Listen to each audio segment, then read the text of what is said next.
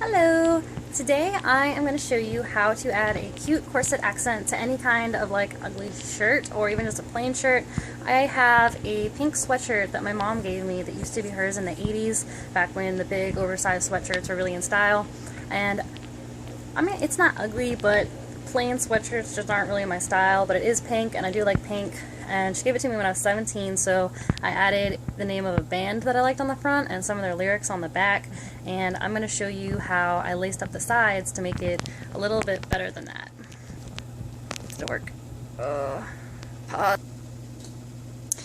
So this is the shirt in question, and this is what the finished product is going to look like.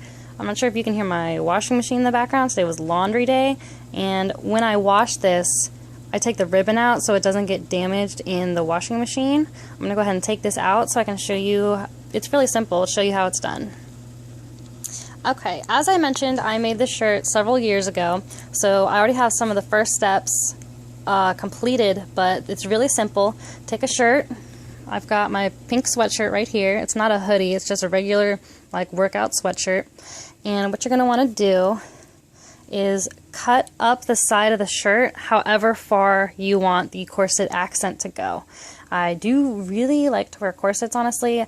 I used to be very goth in high school, so I had a lot of gothic corsets, and I kind of outgrew that phase, but I still like the lacy look to it. That's why I've got pink and white lace now. So once you cut up how far you want the accent to go, just take a pair of scissors and poke some holes in and then spin them around. That's how I made the holes. You want to try to get them as even as possible. I think this side's just up a little bit, but try to get them as even as possible. And then take a ribbon. You don't want to have your ribbon cut yet. You're going to definitely want it to be much longer than it should look. Like on this, it looks about that long, but when I made this, there was probably an extra 5 inches on either side.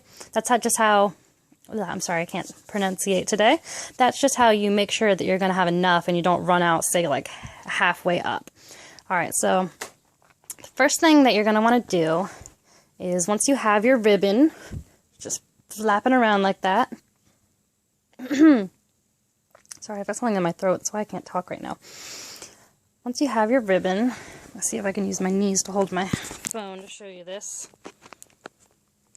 Alright. Okay, so you have your ribbon, you take the two ends, and you just meet them up together, and pull it straight to find the middle of where that ribbon is. I'm sorry, this is a little difficult actually. Pull it straight to find where the middle of that ribbon is. Then you're going to want to take some kind of clip. It could be a bobby pin or a hair clip. I like to use my boyfriend's work ID because it has a clip on it.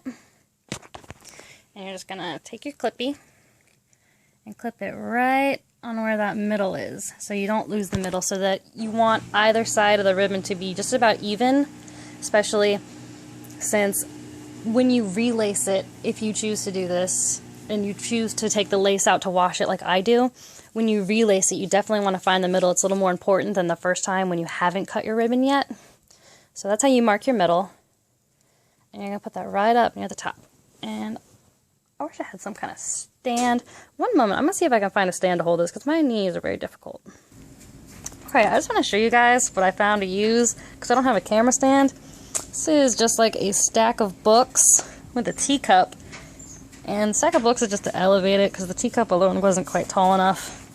So let's put that back in there.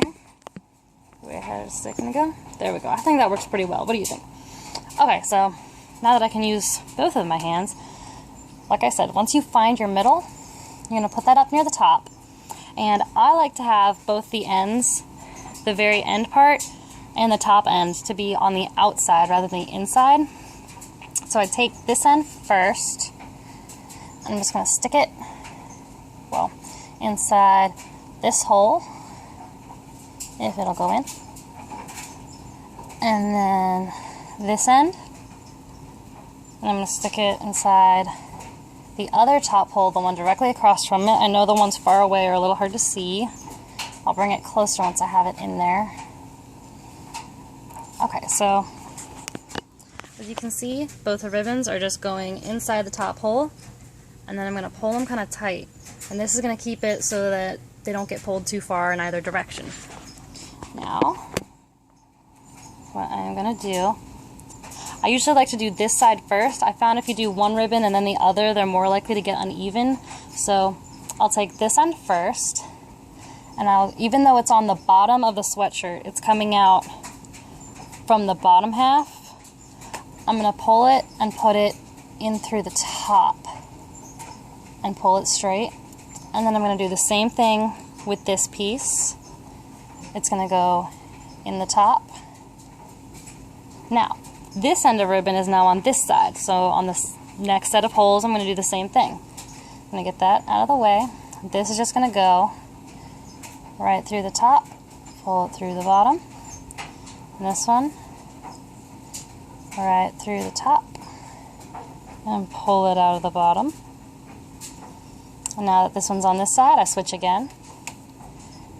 So I basically always, as the ribbons switch sides, always the right-hand side is the side that I'll do first to give it more of a crisscross rather than just you can see one particular side always being on top. I just don't like that look as much personally.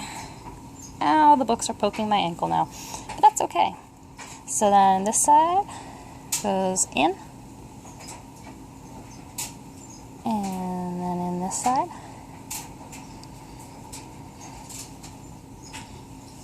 And, oh, here comes a kitty. Hi, baby.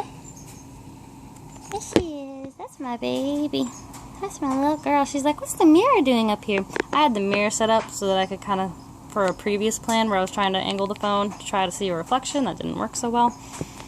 I just didn't move it. There we go. Alright. So this one. What are you doing, crazy? She's jumping on the pile of blankets. And that one in. And then on this side. Sometimes you gotta kind of like roll the end of it to make it go through the little hole. Depends on how big the holes are on yours. And then, and on this side she's wondering, what are you doing, Mom? You're playing with lace. You don't let me play with lace. She tries to tear up my pieces of lace constantly.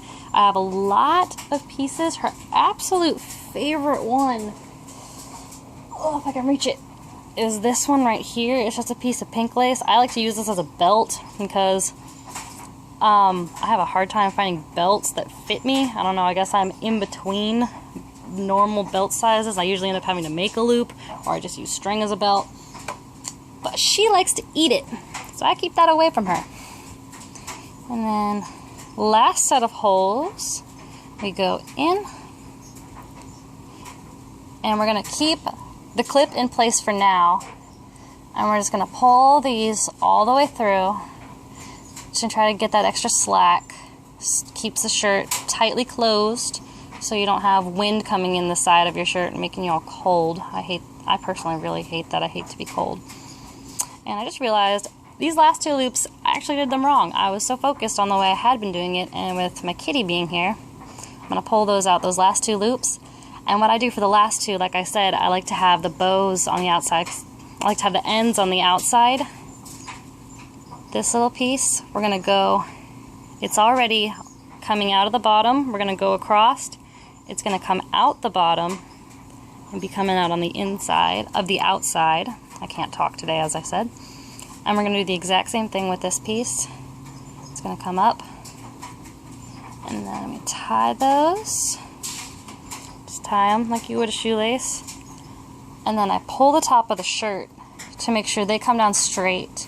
And I get all that extra slack. So now, I'm going to take that clip off. And you can really use anything. You can use a bobby pin, a safety pin. Well, a safety pin maybe not so much. You'd have to go through the holes of the lace. She really wants that. You can't have it, baby. I'm so sorry. You can't have it. Oh, come here. I apologize for this. She wanted it so bad. She wanted it so bad. You can't have it, crazy. She's just crazy. She's very determined. Alright, so now that we've taken our clippy off, holding the end pieces of the lace, let me see if I can back that up for you. There we go. Holding the end pieces of the lace, grab the shirt itself and just pull it straight, and that helps get that last bit of slack, because sometimes the clip will hold just a couple millimeters, maybe a centimeter of the ribbon, and eventually that will work its way down and it'll loosen this, and like I said, wind, cold can get in. So now that you have both pieces on the outside, I compare and I see which one's longer. And right now it looks like this one's longer, which is kind of a good thing, because she is so involved. You're gonna, actually, I said that backwards. Because this is longer, which usually ends up happening, I'm actually gonna have to take it, pick up my whole book set. Baby, you're gonna have to move. Scoot your boot, scoot your butt. Oh, baby. Bye, baby. That's my baby girl. Alright. I find that I am better, I don't know how you are personally, but I personally find that I am better at tying ribbons with the long piece on this side. It's just how I was taught to tie ribbons. When I do it the other way, it just doesn't look as pretty. I may have actually done this too tight, because usually they don't end up that long. No, it's just right. Okay, so taking our two pieces of ribbon, you just tie it like you would a normal bow. Just wrap it around. And then once the pieces come out, I try to flatten out the ribbon, make it look all like a nice, fat, pretty bow. And then I pull it tight. I try to make the end pieces just as long as the bow pieces. I don't like that. This one side won't flatten out right because it's twisted. So let me try that again. I'm doing it kind of hurriedly because I'm showing you, is why. I don't want to bore you by making this last 20 minutes, which it's already 12, I apologize. And like I said, you just pull that, make it flat, pull it tight, pull the tails, make them even, pull it tight again. Still got some long tails going on. And this piece of ribbon has just been tied so many times, it's being difficult with me. It doesn't want to stay flat, is its problem. So there we go, try to pull that out. And there we go, even them up. And there you have it. You've got a little bow on the end. And if I can get the cup out of the way, let me show you what that looks like on now. I think I may have done this too tight. I'm probably going to go back and touch it up. When you do this, you can touch it up however many times you need. Just get it. I know everyone has their own taste, but it's going to look like that. Let me get closer in the light. I guess now I'm blocking the light. And you got your nice corset accent on the side.